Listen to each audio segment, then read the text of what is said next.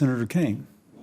Thank you, and I want to just begin and thank the chair and ranking for your strong statements at the beginning of this hearing about the problem on the border with the family separation. I have a particular feeling about this because I worked as a missionary in Honduras in 1980 and 81, and a lot of the kids and families who are coming to the southern border of the United States are coming from Honduras, and because I'm still very connected there, I know why they're coming.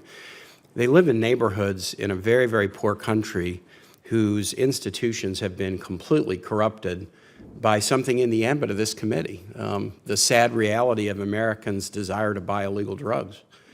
And if we buy illegal drugs that are manufactured in Mexico or Colombia, as those drugs transit south to north, the dollars that Americans pay to buy illegal drugs transit north to south, and they go into these countries that are so poor, and they corrupt police departments, judiciaries, they create gang wars, and kids in these neighborhoods in towns like El Progreso where I worked, they don't want to leave their country, they don't want to leave their home, and their parents don't either. But if you have to choose between your kid getting killed in the crossfire of a gun war or some chance that they might have a better life somewhere else, you make that very, very wrenching decision.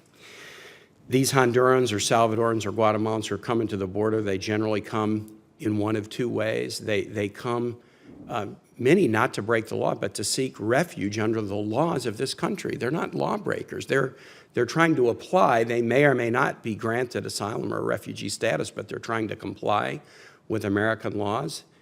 There should not be a penalty of separating families for trying to avail yourself of asylum laws of this country.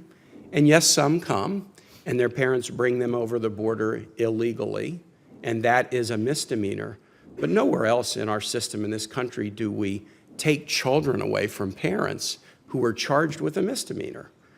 And so this policy that is a completely invented policy of this administration is just absolutely heartless. A couple of days before Father's Day, this article appeared in the New York Times. Honduran man kills himself after being separated from family at U.S. border, crossed into the United States with a wife and a 3-year-old.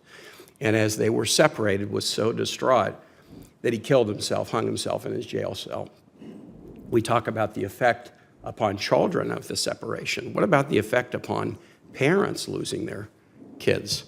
And so to Senator Murray and Senator Alexander, who is now on the floor, thank you for stating strongly the need that we should act in accord with our values and our laws and support families.